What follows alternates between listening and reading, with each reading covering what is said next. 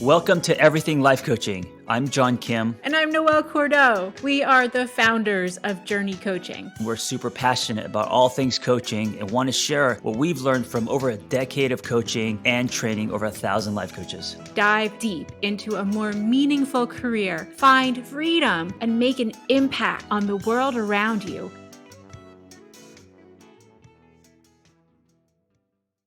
Hey guys, on today's episode, we're going to talk about something that Noelle and I get asked all the time. It's a very important question, and it is how to get your first client.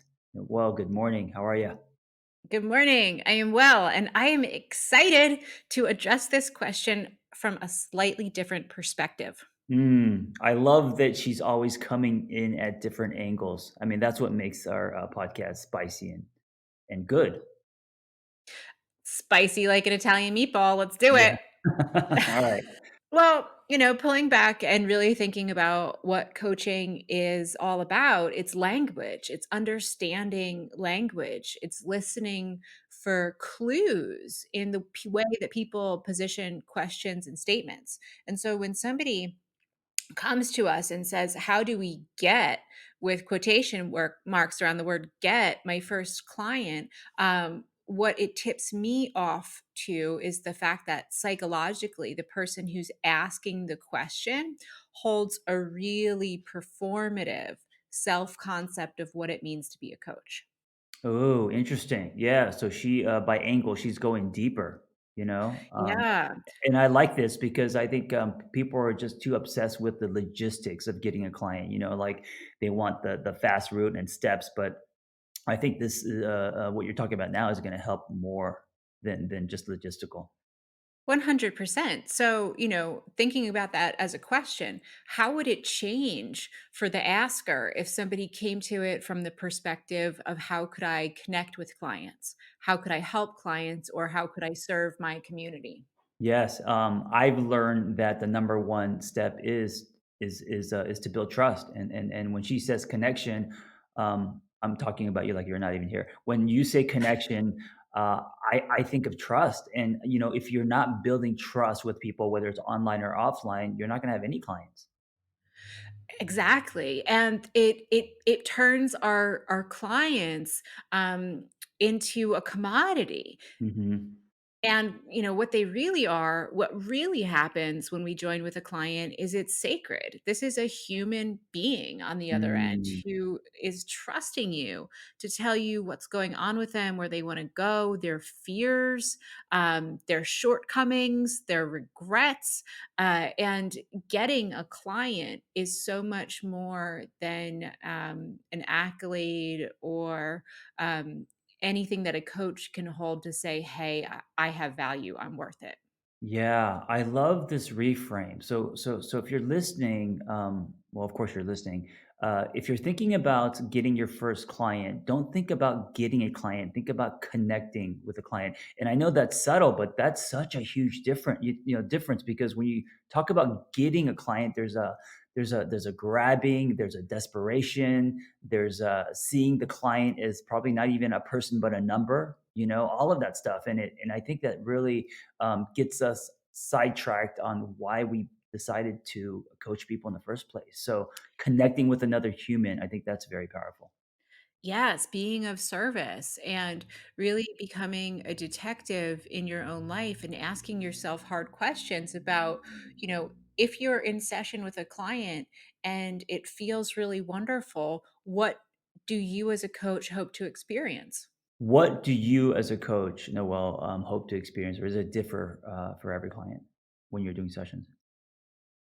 You know, every client's really unique, but for me, when I coach, it's a transcendent experience, Hmm. and I lose track of my own life, my own worries, and I kind of cease to exist. And I go into this otherworldly space where I'm in somebody else's life, imagining, them in their kitchen as they're telling me about, how they got into the fight with their husband when they were cooking a meal.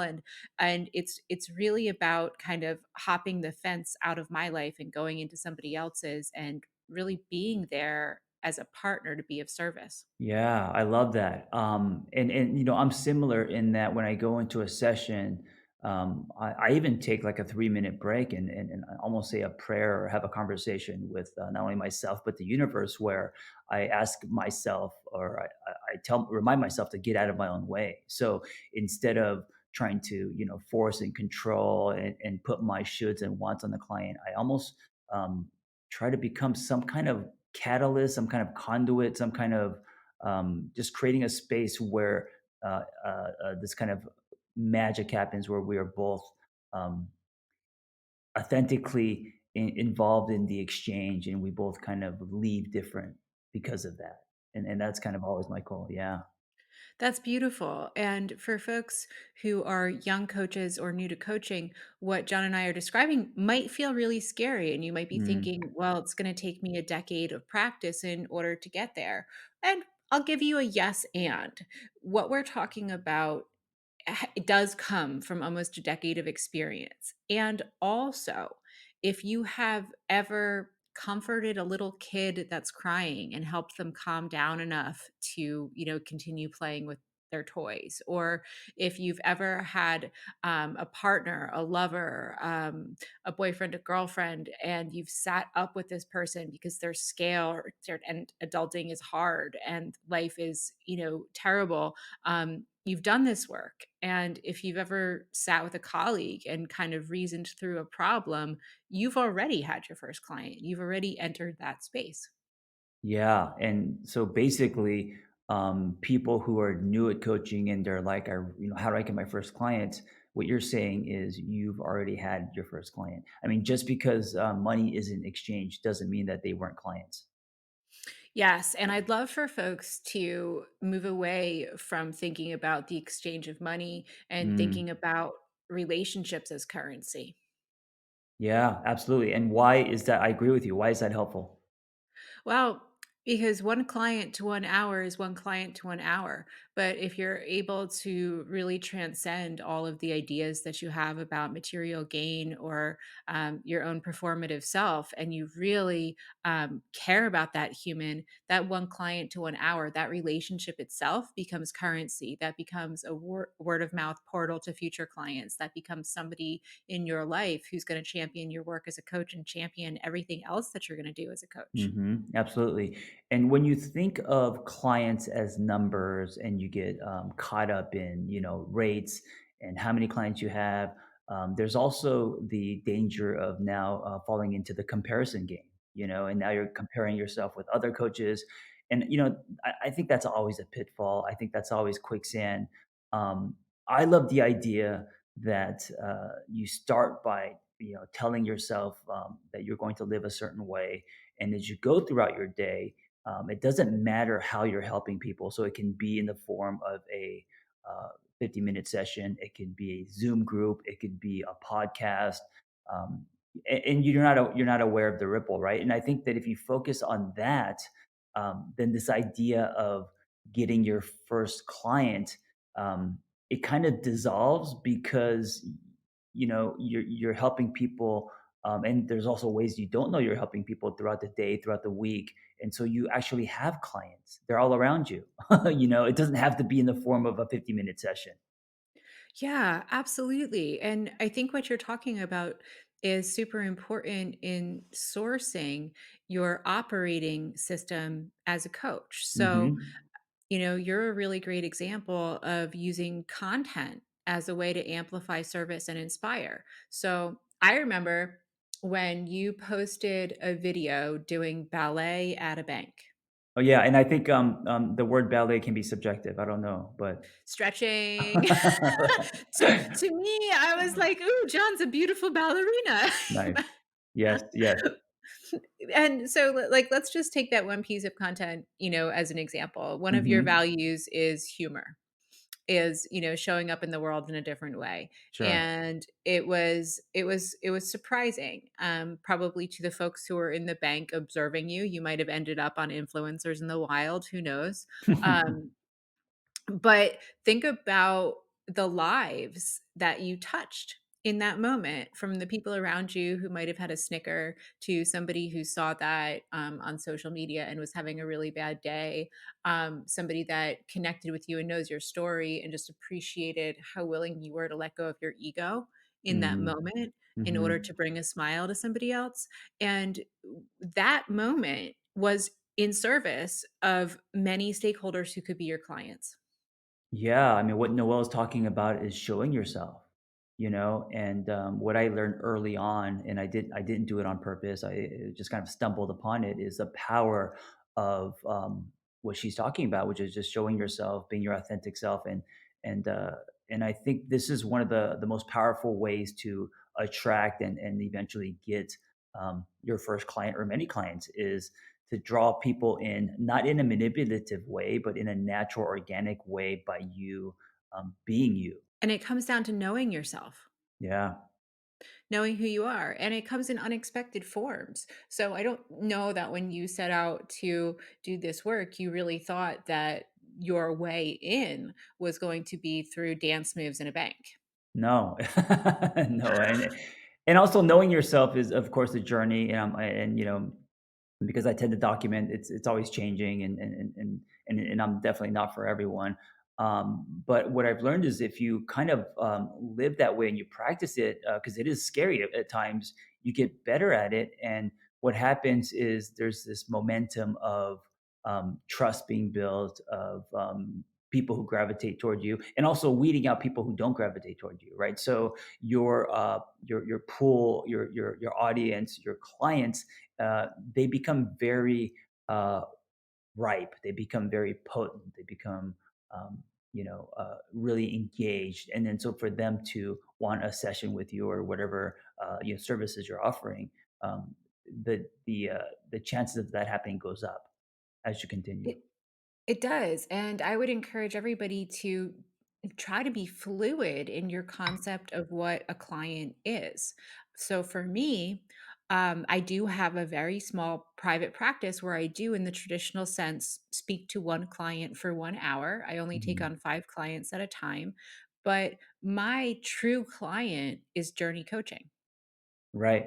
Right. Well, because you're also, I mean, your day job is a CEO, so you're more than a coach. You wear different hats. I do, but I use coaching to run our organization. Hmm. And day in, day out, no matter what conversation I'm having, when somebody, brings me a question or a problem, the first thing I do is turn it around and say, okay, well, what do you see? What do you think? I don't come from a directive perspective. I can't begin to know, how to answer somebody else's question. The people that we employ are brilliant. I want to know what they think, what they see, what they hear. And that's the same technique that I use for my personal clients. I just flip it around and bring it to Journey every day in all of my different exchanges. Yeah, and so, what she's talking about is starting with your strengths, Mhm. Noelle is outstanding when it comes to, running a company, being a CEO. That's not my gift, so if I, went down her path, it wouldn't be good for me, like, that's not my strength, right? And I don't know if Noelle, wants to do ballet at a bank. That's not really her thing, and No. and No. and if so, she definitely wouldn't post it on social. So, Right. you gotta know what your strength is, and what you're naturally good at, what you gravitate toward. And also because coaching is a long game, if you're not pulling from what excites you, what makes you, you know, um, passionate, which lines up with what you're good at, then it's not going to be sustainable. If you're only doing things because you think it's the right thing to do or it's popular, you can only do it for so long, and you're not going to want to do it anymore. So it has to line up with your strengths naturally. Yeah. And so how do we source this? And I think it's really drilling down into the kinds of activities that give you an experience of flow. Mm. Yeah, I love that word. Absolutely. It is that flow. And if you were to even look at this through kind of a spiritual lens, when you are in that state, I think is when you just attract the people you're going to attract. It's when you develop in the marketing game a warm audience. It's when the audience turns warm. Exactly. And so think about both yourself and the folks that you want to serve. If you love to write, begin there. If you love to podcast, begin there. If you really care about helping organizations solve strategic problems, start there. Yeah. And that's where you start to figure out what your operating system is as a coach. And John and I are fantastic examples of people who have two totally different operating systems, but Right. use the same modality, coaching, to create impact. Yeah, and I love that we have such different stories because then it shows the spectrum, and you don't have to be someone like me, or you don't have to be someone like Noel. You could be anywhere in between, or your own. So there is no right way. There is no this coaching isn't colored by numbers. Like there isn't a way where it's like, okay, if I do this and this because someone else did this and this and this, then I will have my first client, or whatever your goal is. You're so right. And I'd like to give everybody permission to do things differently. And instead of looking out to the world for others to model for you what to do, to turn the lens and the mirror inward and become a detective in your Mm. everyday life. Yes, and what do you mean by this? So, when you establish what your operating system is, right? So, we know that you love writing, you love podcasting, you're great at social media and content. We know that I actually really like organizational development. I like a small Mhm. private practice. So, we take that as fact and then we apply it to our world and start to source it. What's out there in front of you? What can you do? Where can you connect in order to gain that experience of flow? And Mm. how can engaging in that natural experience of flow give you clues and that will eventually translate into leads for future clients and future engagements? Yeah, and what I hear you saying, is also, a way of life, everyday life. Like, how can you, become a detective in your, everyday life? Like, how does this become a way of life so it is sustainable and it's always happening? This kind of, maneuvering in flow as much as you can. I feel really strongly that the how is through connecting to others. I agree with that, and I think especially, and this is where the internet becomes very powerful, right? Let's pull out the micro and the macro. So it could be the internet, or it could be, if you're one of our students or our alumni in Journey, just having a conversation and saying, hey, I think I want to write for Medium. Who's had some really great experiences? Who's doing this? Mhm. Um, if you know that you want to work in support of organizations or executives, your next door neighbor might have a colleague that just totally face planted on a strategic launch and could use a conversation, could use some support. Mhm. So your world, your everyday world has opportunities for you to plug into the spaces where you experience flow. Yeah. Yeah, I love this, and if this is too abstract for you, um, I want to try to bring it to street level. So, when people say, "How do I get my first client?" Number one, there is no right answer. And if Noel and I were to say, "Okay, take these exact steps," it's not going to guarantee a client, or it may. I don't know, it's different for everyone. Noel has her journey, I have mine. Um, but we're talking about mindset. We're talking about how to go into things. We're talking about flow states, all of that. And so I think that kind of way of living, that kind of mind, so getting away from this idea of how do I get my first client, and instead thinking about where it's like connection, community, online, offline, classmates, next door neighbor, like all this kind of stuff. Then I think clients come to you. I think clients they form naturally, and then you're gonna have your own story of how you got your first client. Absolutely. Absolutely. And, when you're sourcing your environment, don't feel like you're an island. You're connected to people everywhere. And sometimes when you look out into the world, things feel really scary and impossible if you haven't had the experience of connection with another human. So, even, in my world, just yesterday, I hopped on Zoom with an old friend, a friend of a friend who Hmm. grew up in Philadelphia and was the dad of a kid that the husband of one of my best friends educated, right? So it's a three-person chain of telephone, and I just wanted to hear how he was doing and hear how his company made out coming through the pandemic. So step one, what's my interest? What's my operating system? I like working with companies and organizations with strategy. Step two, scanning my world. Who do I know that I could talk to who might need some help with their Mm, own strategy? I right. reached out to a friend of a friend. We hopped on a call. It was an awesome conversation. We both walked away totally inspired and with potential partnerships on the table. A recent example of this is, so today at 6 p.m. I have a book signing, but it's a virtual book signing. And the reason that I want to do this isn't to see how many people I can get in the room, but it's planting seeds with a bookstore, right? You're shaking hands with them, you're establishing a relationship, and so is that going to equal a potential first client? I don't know. That's not my focus. My focus is partnerships. My focus is tapping into communities, feeding and growing partnerships, friendships, allies, all of that, right? And eventually that's going to manifest in some way.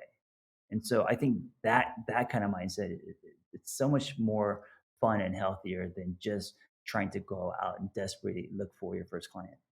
Absolutely. And it's accessible when you're really pulling from service, when there's alignment between what you like to do, what you're interested in doing in the world, and being curious about how can I connect those dots? How can I help someone? How can I show up?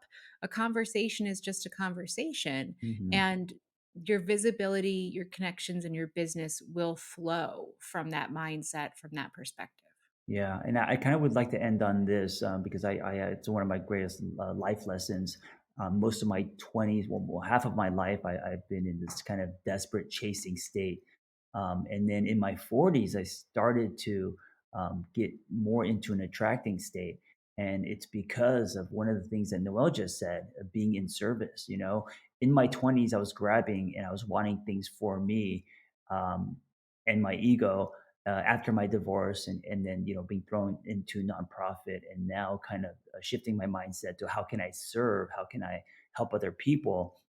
Then you start to track. So if you are thinking about how can I land my first client, that can definitely fall into the chasing state. But if you think about how can I be of service, now you're maneuvering on a different frequency, which I think is more powerful. Now you are more in an attracting state. Awesome. Awesome. Awesome. I couldn't agree more. All right, guys, thank you for listening. Be well. Thanks for listening to Everything Life Coaching. If you're feeling the draw to become a coach, head to journey.co/everything to explore a new career that brings fulfillment, gives you a true sense of purpose, and a strong community to do it in. We created JRNI Coaching to equip you with the tools, training, and community you need to attain your goals. Join JRNI Coaching and begin your journey towards personal freedom and a transformative state of growth today. That's JRNI.co/everything.